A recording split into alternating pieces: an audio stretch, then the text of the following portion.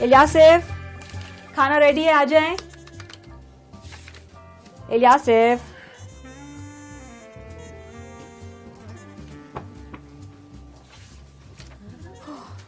الیاسف, بچے کھانے پر آپ کا ویٹ کر رہے ہیں. میں کب سے آپ کو آوازیں دے رہی ہوں, آپ کھانے کے لیے کیوں نہیں آ رہے؟ آئی ایم سوری کاشفہ, میں یہ بائبل اسٹڈی میں اتنا بزی ہوا تھا کہ مجھے بالکل موقع نہیں ملا اور وقت نہیں ملا, تو میں تھوڑی دیر میں کتابوں کے ساتھ آپ کر کے رہیں. میں آپ کو یاد ہے ہم نے ایک بائبل اسٹڈی سٹارٹ کی تھی, بائبل اسٹڈی کا طریقہ کار, جس میں ہم نے مشاہدے کے حوالے سے سیکھا تھا. تو اگلا حصہ جو ہے اس کا تفسیر اور اطلاق کا ہے, تو میں اس کی تھوڑی سی اسٹڈی کر رہا ہوں کیونکہ میں نے بائبل اسٹڈی لینی ہے کہیں جا کے. مجھے یاد ہے جس میں پچھلی دفعہ ہم نے مشاہدے کے بارے میں پڑھا جی, تھا, آبزرویشن جسے ہم کہتے ہیں. تو کیا ایسا ہو سکتا ہے کہ میں بھی اس خوراک میں آپ کے ساتھ شامل اگر آپ کی مرضی ہے آپ شامل ہو جائیں, پھر میں آپ کے ساتھ اوپر خوراک میں شامل ہو جاؤں. ٹھیک ہے, آ جائیں, زیادہ دیر نہیں لگے گی, ہم اسے جلدی سے سیکھتے ہیں. اوکے. آپ کو یاد ہے کہ پچھلی دفعہ ہم نے مشاہدے کے حوالے سے سیکھا تھا, جب ہم کلام مقدس کی اسٹڈی کرتے ہیں, کلام مقدس کو پڑھتے ہیں, تو میں اسی حوالے پر غور کر رہا تھا جو پچھلی دفعہ ہم نے پڑھا تھا اپنی رہنمائی کے لیے. تو آج تھوڑی دیر کے لیے ہم اسی کے بارے میں بھی گفتگو کریں گے. کاشفہ, مشاہدہ جو ہے یہ ہم دیکھتے ہیں کہ بائبل اسٹڈی کا, جسے ہم انڈکٹیو بائبل اسٹڈی کہتے ہیں, اس کا دوسرا حصہ ہے, اور اس کا تیسرا حصہ جو ہے وہ اطلاق کا ہے, جسے ہم ایپلیکیشن بھی کہتے ہیں. تو یہ پورا جو بائبل اسٹڈی ہے, انڈکٹیو بائبل اسٹڈی, 3 حصوں میں تقسیم کی گئی ہے, جسے ہم پہلا جو آبزرویشن کہتے ہیں یا مشاہدہ کہتے ہیں, پھر ہم نے اس کے بارے میں سیکھا تھا, پھر آج ہم تفسیر کے بارے میں یا انٹرپریٹیشن کے بارے میں تھوڑی سی بات کریں گے, اور پھر ہم اطلاق یا ایپلیکیشن کے بارے میں تھوڑی سی بات کریں گے. تو الیاسف, ان سٹیجز میں کرنا کیا ہوگا؟ دیکھیں, ہم نے مشاہدے میں تو بات کر لی تھی, لیکن تفسیر میں اصل میں ہم کرتے یہ ہیں کہ تفسیر کے حوالے سے ہمیں 3 باتوں کو یاد رکھنا ہوگا, یا 3 اقدام کو یاد رکھنے کی ضرورت ہے. جب آپ کسی بھی خداوند کے کلام کے حصے کی تفسیر کرنا چاہتے ہیں, تو اس کا جو پہلا حصہ, جو تفسیر کا پہلا حصہ ہے, اس میں آپ یہ دیکھیں کہ جو مصنف ہے اس کا اس بات کرنے کا مطلب کیا ہے, وہ کیا معنی جو ہے اس حوالے سے بیان کرنا چاہتا ہے, اور اسے ہم اپنے رہنمائی کے لیے سیکھتے ہیں. اچھا, تو الیاسف ایسا ہو سکتا ہے کہ ہم پچھلے ہی حوالے کو, جس میں سے ہم نے اپنی رہنمائی کے لیے جس کو ہم نے استعمال کیا تھا, تو ہم وہی حوالہ دوبارہ سے پڑھ لیں. بالکل. وہ رومیو, آپ کو پتہ ہے, یاد ہے کہ 12واں باب اور اس کی پہلی 2 آیات تھی, تو آپ اسے ہمارے لیے دوبارہ پڑھ دیں, اور پھر ہم تفسیر کے حوالے سے اس پر کچھ غور و خوض کریں گے. جی. پس اے بھائیو, میں خدا کی رحمتیں یاد دلا کر تم سے التماس کرتا ہوں کہ اپنے بدن ایسی قربانی ہونے کے لیے نظر کرو جو زندہ اور پاک اور خدا کو پسندیدہ ہے. یہی تمہاری معقول عبادت ہے. اور اس جہان کے ہم شکل نہ بنو, بلکہ عقل نہیں ہو جانے سے اپنی صورت بدلتے جاؤ, تاکہ خدا کی نیک اور پسندیدہ اور کامل مرضی تجربے سے معلوم کرتے رہو. یہ بڑا ہی خوبصورت حوالہ ہے. آپ کو یاد ہے ہم نے مشاہدے کے دوران بھی اسی حوالے کے پر غور کیا تھا. تھوڑی دیر کے لیے تفسیر کے حوالے سے بھی ہم اسی پر غور کرتے ہیں. اگر آپ اس حوالے کو غور کریں اور اس میں پڑھیں, تو یہ جو ہے اس کا مصنف کون ہے؟ پولس رسول ہے.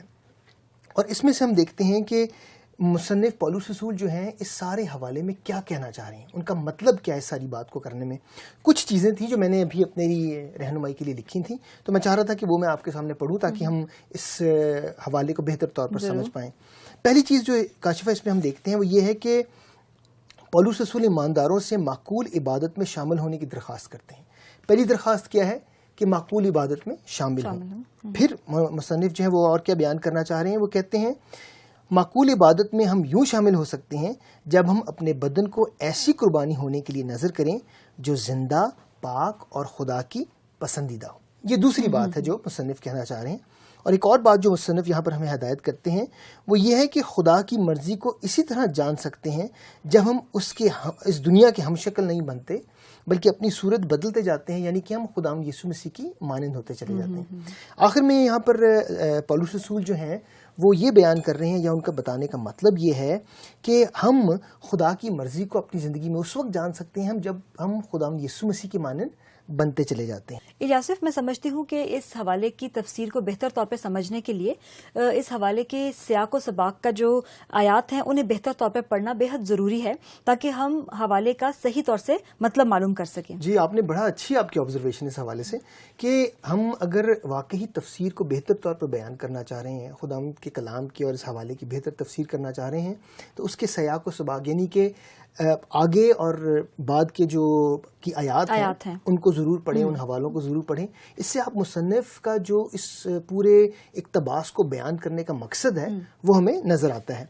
और तफसीर के हवाले से जो हम तीसरा कदम देखते हैं, जो हमें सीखने की ज़रूरत होती है, जो मैं अभी भी जिस पर गौर कर रहा था, वो ये है कि अपने इस हवाले में से आप कुछ असूल, कुछ प्रिंसिपल्स जो हैं वो अपने लिए आप निकालें. कुछ असूल ऐसे निकालें जिनको सीख कर आप जो है उसकी फ़हरिस्त तैयार करें ताकि उनसे आगे हम इतलाक़ में उसको इस्तेमाल कर सकें. तो तीसरी बात जो हम ये सीख रहे हैं तफसीर के अंदर, वो ये है कि हमें असूल जो हैं उस हवाले में से निकालने की ज़रूरत है. कुछ असूल जो हैं वो हम आगे चल के इसे ज़रूर देखते हैं और पढ़ते हैं, लेकिन उससे पहले मैं चाहूँगा कि एक दफ़ा फिर ये आप हवाला हमारे लिए पढ़ें तो हम इसमें से कुछ असूलों की फ़हरिस्त अपने लिए तैयार करेंगे. जी. बस ए भाइयों, मैं खुदा की रहमतें याद दिलाकर तुमसे इल्तमास करता हूँ कि अपने बदन ऐसी कुर्बानी होने के लिए नज़र करो जो जिंदा और पाक और खुदा को पसंदीदा है. यही तुम्हारी माकूल इबादत है. और इस जहान के हमशक्ल ना बनो, बल्कि अक्ल नहीं हो जाने से अपनी सूरत बदलते जाओ ताकि खुदा की नेक और पसंदीदा और कामिल मर्जी तजर्बे से मालूम करते रहो. तो काशिफा, यहाँ पर हमने जो आपने कलाम का हिस्सा पढ़ा है दोबारा, इसमें से हम चंद असूल जो हैं वो अपनी ज़िंदगी के लिए अब निकालते हैं. ठीक है. तो पहला असूल जो मैं बैठे हुए पढ़ रहा था और मैंने जो है उस पर थोड़ी सी गौर किया था, वो ये है कि खुदा को अपनी ज़िंदगी का मुकम्मल तौर पर मरकज़ बनाएं और ऐसे अमल करें जो खुदा के पसंदीदा हो. खुदावंद को अपनी ज़िंदगी का सेंटर बनाएं, मरकज़ बनाएं. हर चीज़ में खुदावंद जो है हमारे आगे हो और वो काम करें, वो अमल करें जो खुदावंद की मर्ज़ी के मुताबिक हो. और फिर एक और असूल जो इसमें से हम हवाले में से ये देख सकते हैं कि आप दुनियादारी के कामों से मुतासिर ना हो और उनकी माने ना बने. जैसे खुदा का कलाम कहता है कि इस जहान के हम शक्ल ना बनो, है ना. और फिर आगे चल के देखते हैं कि अपनी अक्ल को मुसलसल बदलते रहें और ज़्यादा से ज़्यादा खुदावंद की मर्ज़ी को अपनी ज़िंदगी से पूरा करें. इसका मतलब ये है कि अपनी अक्ल को नया तब्दील करें जो कि खुदावंद की मर्ज़ी के मुताबिक हो. और ये काशिफा उस वक्त हो सकता है जब रूल कुछ हमारी ज़िंदगी में काम करें. इलियासिफ, वाकई में ये बहुत ही अच्छे असूल हैं और इन आयात में से हम और भी असूल अपने लिए हासिल कर सकते हैं.